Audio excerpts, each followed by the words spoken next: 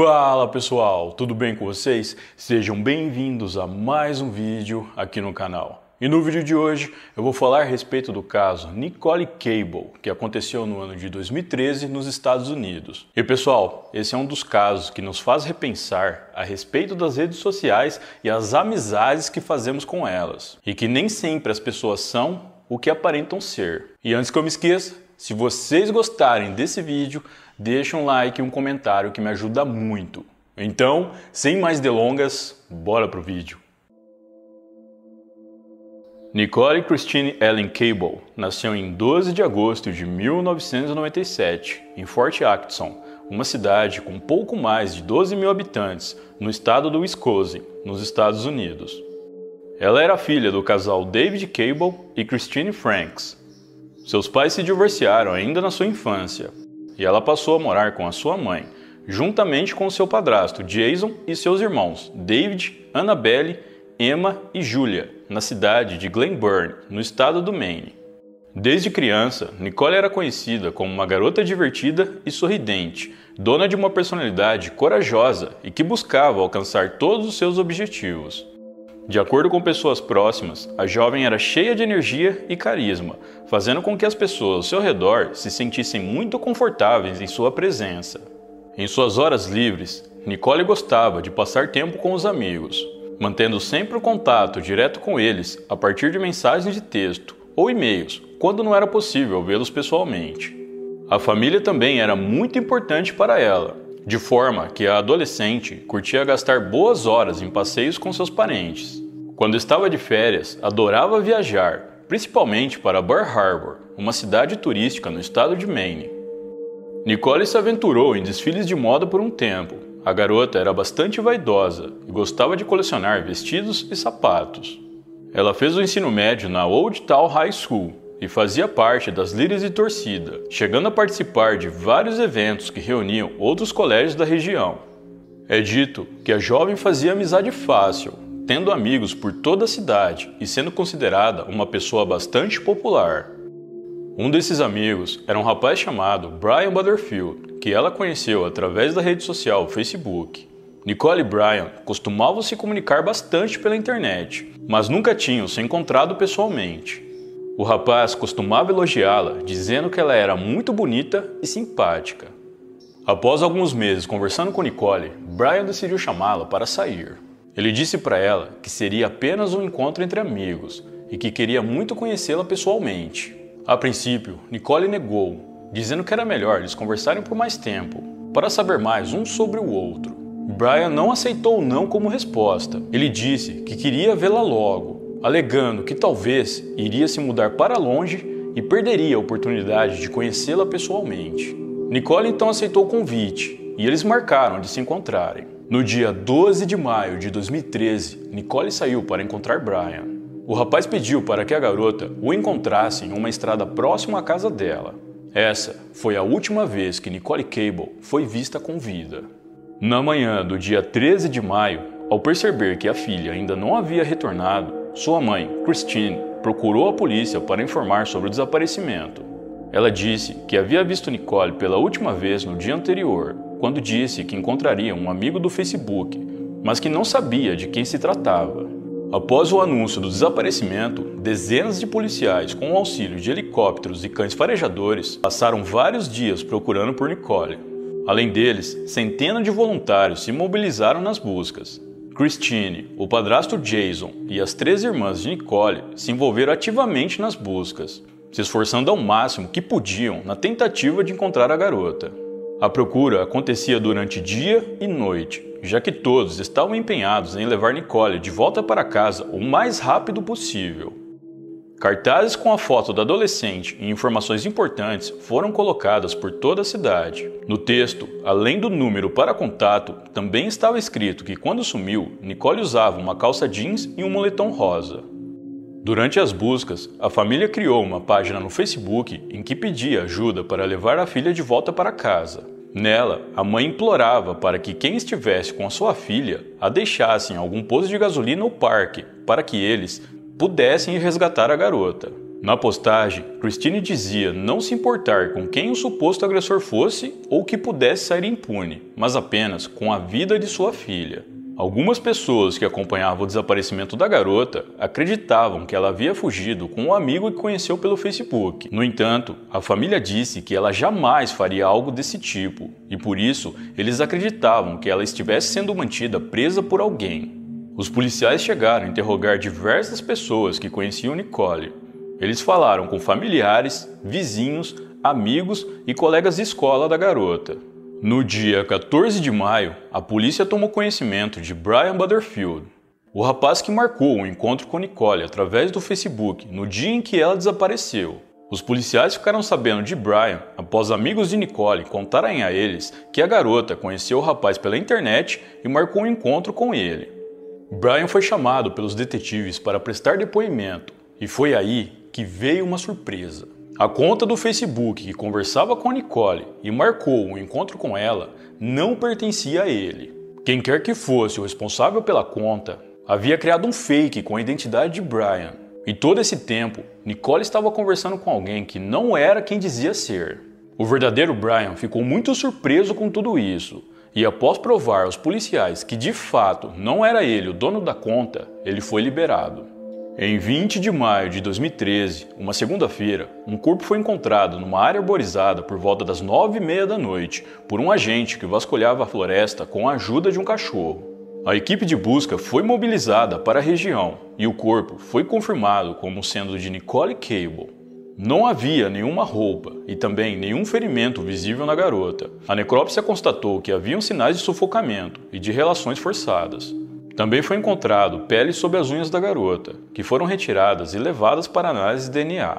Sua localização exata não foi divulgada, mas estima-se que ela estava a cerca de 30 quilômetros de sua casa. Além do corpo de Nicole, a polícia também encontrou nas proximidades um chapéu azul, uma meia e um tênis preto que não pertenciam à garota, mas sim a algum homem.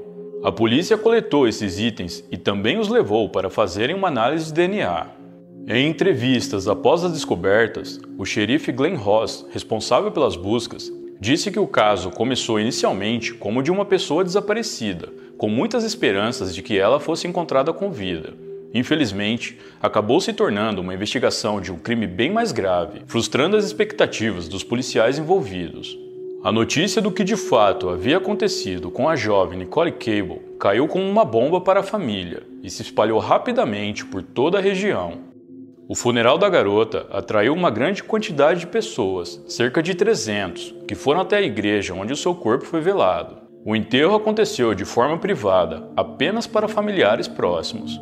Em entrevistas, Christine, mãe de Nicole, culpou as redes sociais pelo que aconteceu com sua filha, dizendo que se não fosse pela rede, o criminoso não teria conseguido enganá-la para aquele encontro. Ela evitou dar mais detalhes sobre o caso, mas confirmou que eles se conheceram através do Facebook. Christine também fez um apelo para que os pais ficassem atentos às atividades online de seus filhos, tanto para possíveis vítimas como para serem possíveis criminosos. Segundo ela, se isso for o suficiente para salvar o filho de outra pessoa, terá valido a pena.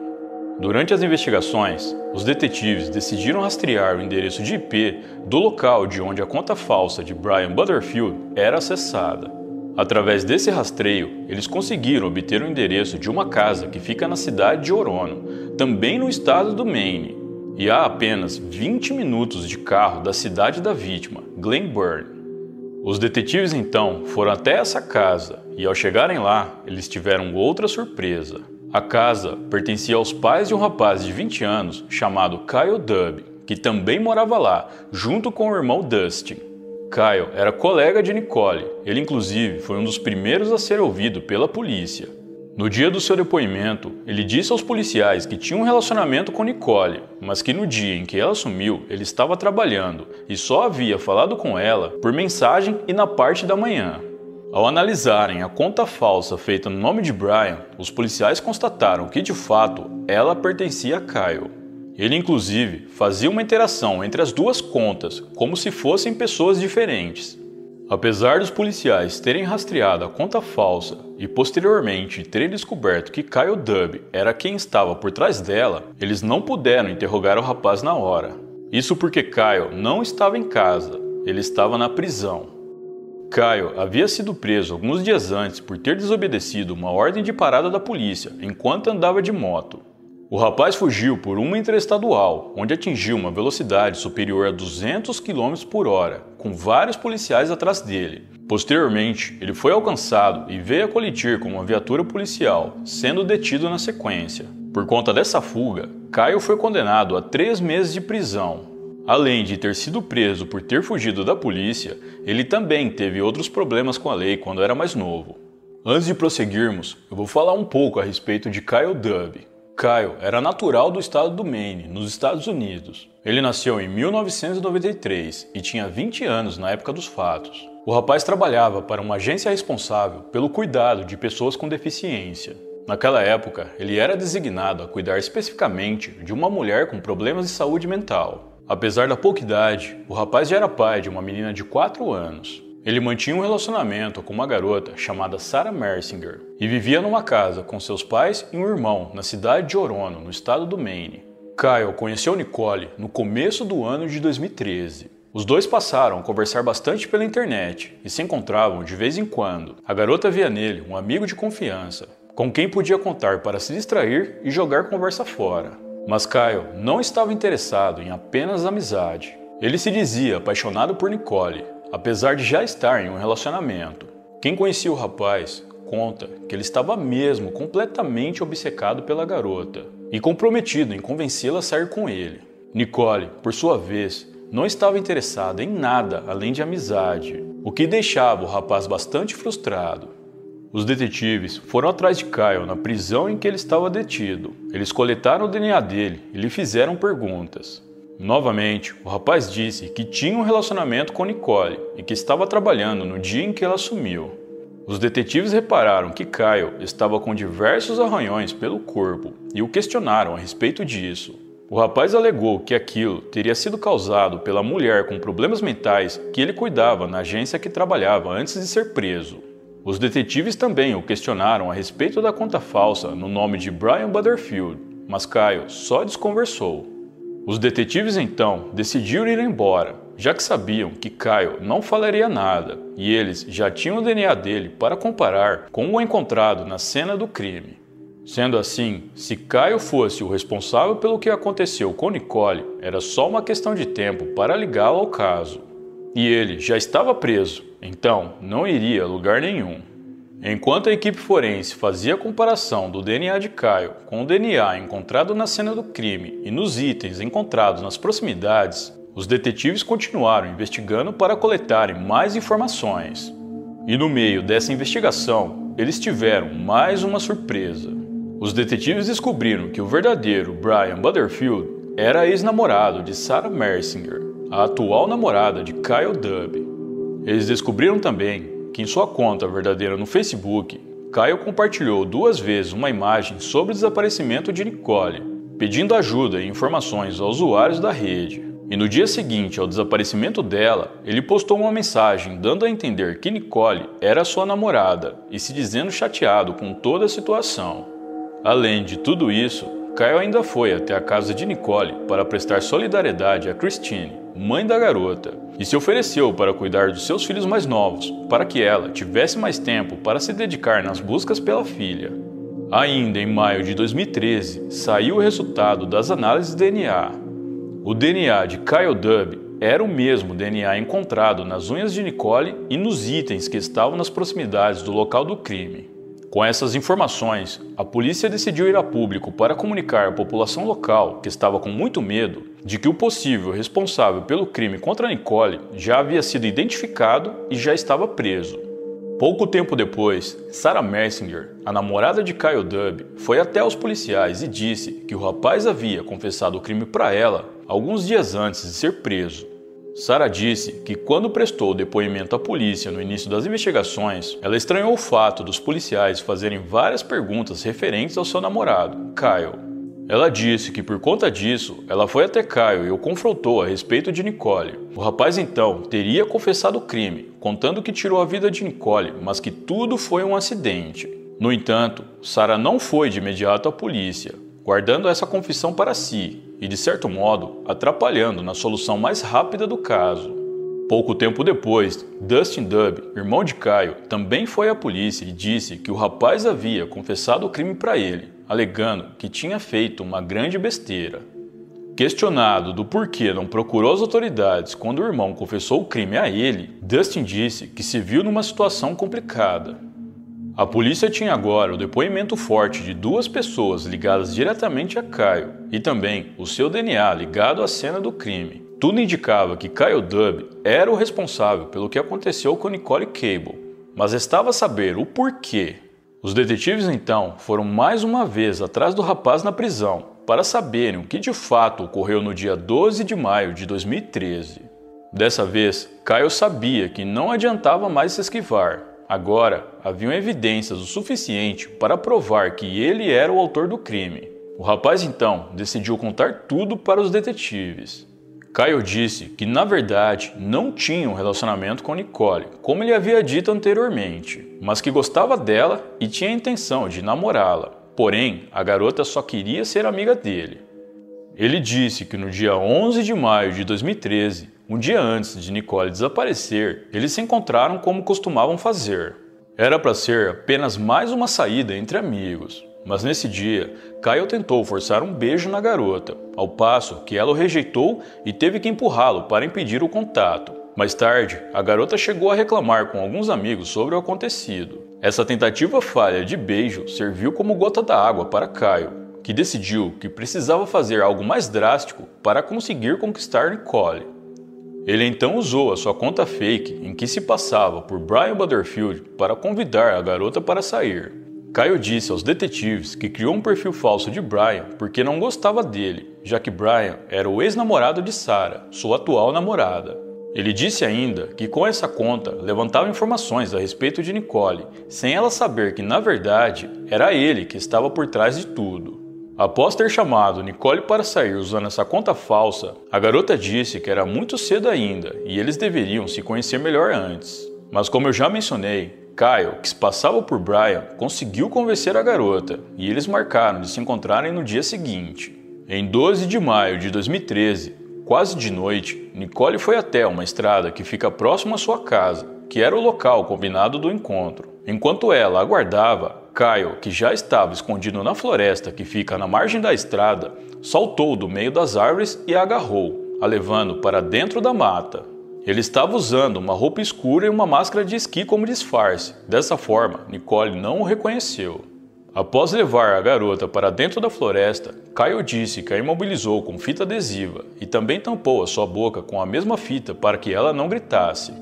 Na sequência, ele colocou a garota dentro da caminhonete que pertence ao seu pai e depois dirigiu por um caminho da floresta até encontrar um local adequado para parar. Kyle disse que no meio do caminho ele foi verificar como Nicole estava e percebeu que ela estava sem vida. Segundo ele, provavelmente a jovem ficou sem respirar devido à fita que ele colocou em sua boca e sem querer tampou seu nariz. Desesperado, ele teria tentado esconder a garota em um local isolado, colocando folha e pedaços de galho em cima dela. Kyle disse que tudo isso era parte de um plano para fazer a garota se apaixonar por ele. Segundo ele pegaria a garota sem que ela soubesse que era ele e mais tarde a salvaria com sua identidade real, se tornando assim um herói tanto para Nicole como para o resto da cidade e dando motivos para que ela o considerasse uma opção para namorar. Obviamente, a polícia não acreditou nessa história, ainda mais pelo fato da garota estar despida quando foi encontrada, algo que não batia com a versão dele. Além que todas as provas mostravam que o crime não foi um acidente, mas sim algo premeditado. Após toda essa apuração, Kyle foi transferido por ordem de um juiz para um presídio no condado de Pennscott, sem direito à fiança, até que uma data para o seu julgamento fosse definida. Todos na região ficaram espantados quando souberam que Kyle foi o responsável pelo crime. Por lá, praticamente todos se conhecem. Muitos estudaram juntos e sabem sobre a vida de cada um. Em fevereiro de 2015, se deu início ao julgamento de Kyle Dub. Durante todo o julgamento, Christine, mãe de Nicole, protagonizou cenas de forte emoção, chorando em grande parte dele. Ela levou consigo um travesseiro que pertencia à filha e o manteve nos braços enquanto a sessão acontecia. No momento em que Kyle entrou, ela ficou de pé, o encarando, até que seu marido pediu para que ela sentasse, minutos depois. Durante o julgamento, a promotoria disse que a ideia inicial de Kyle pode até ter sido de forjar o falso rapto.